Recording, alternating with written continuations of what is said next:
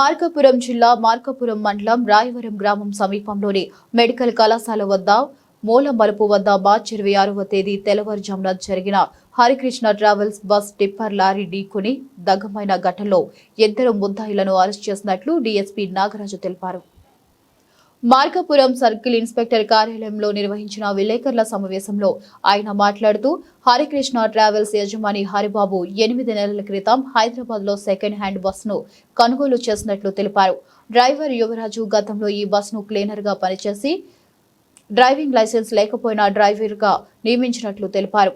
జగిత్యాల నుండి కనిగిరి 44 మంది ప్రయాణికులతో బయలుదేరిన బస్సు మార్గం మధ్యలో పలువురు సాంకేతిక సమస్యలతో ఆగిపోయినప్పటికీ బస్సును మరమ్మతు చేసుకుంటూ రావాలని యజమాని సూచించినట్లు తెలిపారు.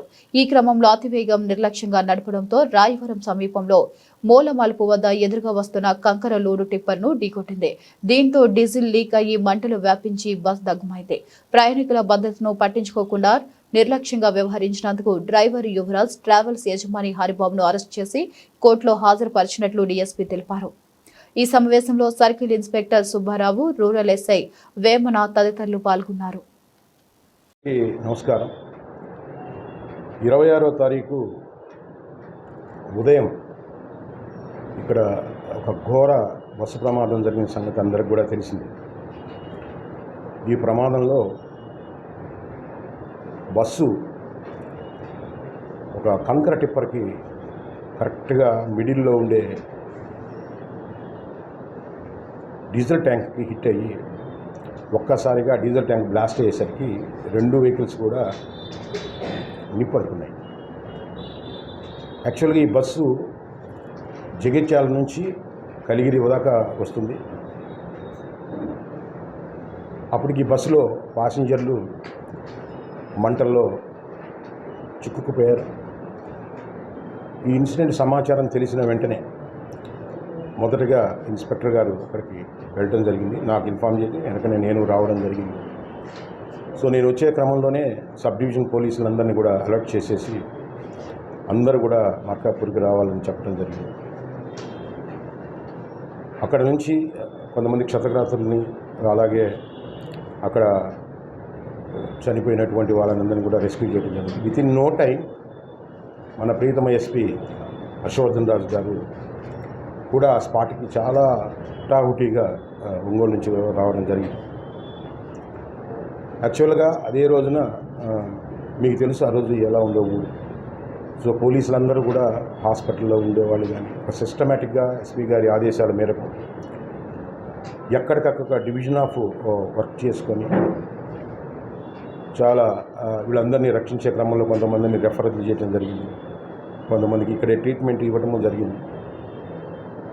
ఇవన్నీ జరిగిన తర్వాత ఈ కేసులో దర్యాప్తు అనేది నేను చేయటం జరిగింది. ఈ దర్యాప్తులో తెలిసిన విషయం ఏంటంటే ఎవరైతే ఇప్పుడు ఈ హరికృష్ణ అలియాస్ హరిబాబు అనేవాడు ఉన్నాడో అతను యార్లగడ్డ కోటేశ్వరరావు అనే శ్రావణి వెహికల్స్ అనే అతని దగ్గర ఈ బండి కొనుగోలు చేయడం జరిగింది 8 నెలల క్రితం. కానీ ఈ బండి అతని పేరుతో ట్రాన్స్ఫర్ చేసుకోకుండా ఒక చిన్న అగ్రిమెంట్ పేపర్ మీద తీసుకొని ఆ అగ్రిమెంట్ పేపర్ మీదనే ఈ బండి నడపటం అనేది చేశాడు. అది చాలా దారుణమైన లోపం. రెండోది, ఆ బండి నడిపినటువంటి యువరాజ్ అనే అతను యాక్చువల్లీ అతనికి లైసెన్స్ లేదు. సో ఒక లైసెన్స్ లేని వ్యక్తిని దాదాపు 8 గంటల కంటే ఎక్కువ బండిలో డ్యూటీ ఉండకూడదు. జగిత్యాల నుంచి ఇక్కడి దాకా వచ్చేటప్పటికి దాదాపు 12 గంటల జర్నీ అతనే చేసుకుంటా జరిగింది. అది దాదాపు 3 దగ్గర బండి కొంత ప్రాబ్లం ఇచ్చినప్పుడు కూడా ఇతను మార్కాపూర్లోనే ఉన్నాడు. ఈ బండిలో సమస్య ఉందని చెప్పడం జరిగింది యువరాజు.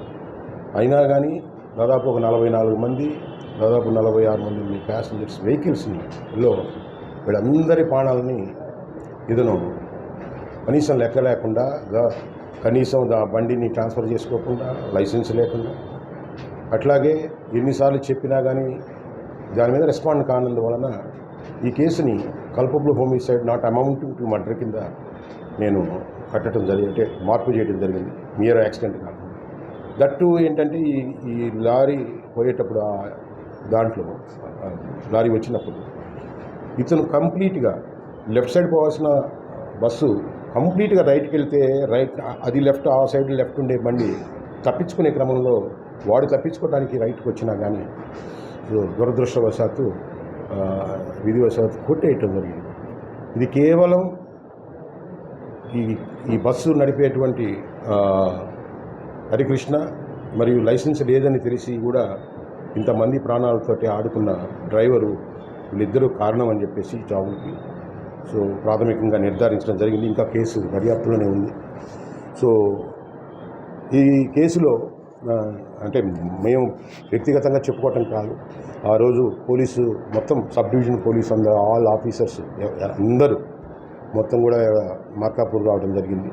ప్రతి ఒక్కరు కూడా వాళ్ళు ఇన్వాల్వ్ అయ్యి అందరూ కూడా వాళ్ళ రోల్స్ని చేయటం జరిగింది, పనిచేయటం. అట్లాగే అదే రోజున మేము ఎఫ్ఎస్ఎల్స్కి అంతా కూడా ఆ 14 శవాలు మరియు 29 మంది గాయాలు, ఆ 14 కూడా చాలా గౌరవప్రదంగా మేము అది ఎఫ్ఎస్ఎల్కి పంపించి ఆ ఒక్క రోజులో ఎఫ్ఎస్ఎల్ కూడా పని భూషణ్ అని ఆయన దగ్గరుండేసి ఆ రోజు అప్పుడు కూడా ఎర్రగొండపాలెం సర్కిల్ ఇన్స్పెక్టర్ని అక్కడే పెట్టడం జరిగింది. సాయంత్రానికి ఏ శరీరం భాగం ఎవరిది అనేది కూడా నిర్ధారించడం జరిగింది. ఆ పక్క రోజు కూడా మేమే ఉండి గౌరవంగా ఒక్కొక్క అంబులెన్స్ పెట్టి వాటిని భద్రంగా ఫ్రీజర్లో పెట్టి పంపడం జరిగింది. సో వాడిని ఈ రోజున అరెస్ట్ చేసి ఎవరైతే బాధ్యులో సో వాళ్ళని రిమాండ్ చేయడం జరుగుతుంది. Thank you very much. Any questions answer. అప్పుడు ఎక్కడి నుంచి ఎక్కడ పోవద్దని పర్మిషన్ అనేది ట్రాన్స్పోర్ట్ డిపార్ట్మెంట్ దగ్గర తీసుకోవాలి. సో ఇతను అది కూడా తీసుకోలేదు. ఇతనేమి 2 రకాల వెహికల్స్ ఉంటాయండి, stage carriages, contract carriages, tourist vehicles ఉంటాయి. 3 రకాల వెహికల్స్ ఉంటాయి. స్టేజ్ క్యారేజ్ అంటే ప్రతి ఊర్లో నడుపుతా పోయేది, అది ఆల్రెడీ ఆర్టీసీలో మీరు చూసేది. కాంట్రాక్ట్ క్యారేజ్ అంటే ఒక డెస్టినేషన్ నుంచి ఇంకొక డెస్టినేషన్కి వెళ్తాయి. అంటే ఇది మార్కాపూర్లో బయలుదేరి హైదరాబాద్ అంటే మార్కాపూర్ హైదరాబాద్ మార్కాపూరే నడవాలి, మధ్యలో నీకు ఎర్రగొండపాలెంలో కూడా ఆగడానికి వీల్లేదు. నేను రూల్స్ ప్రకారం చెప్తున్నాను. అట్లాగే టూరిస్ట్ కింద నేషనల్ పర్మిట్స్ తీసుకుంటారు. నేషనల్ పర్మిట్ తీసుకున్న వెహికల్స్ వాళ్ళ బండిని ఎక్కడి నుంచి అయినా కానీ ప్యాసింజర్స్ తీసుకెళ్ళొచ్చు. కానీ వాళ్ళు ఏ ప్యాసింజర్స్ ఎంతమంది ఎక్కడికి పోతున్నారనే ఇన్ఫర్మేషన్ని ట్రాన్స్పోర్ట్ డిపార్ట్మెంట్కి సబ్మిట్ చేసి బ్రేక్ ఇన్స్పెక్టర్ పర్మిషన్ తీసుకొని బయలుదేరాలి. అది కూడా వైలేట్ అయింది. ఇతను స్టేజ్ క్యారేజ్ కాదు, ఇతను కాంట్రాక్ట్ క్యారేజ్ కాదు, జస్ట్ నేషనల్ పర్మిట్ కట్టిన ఒక టూరిస్ట్ బస్ లాగా తిప్పుకుంటూ ఒక చేసాడు. ఆ ఇన్ఫర్మేషన్ కూడా is not furnished to the transport department. Next ఎవరు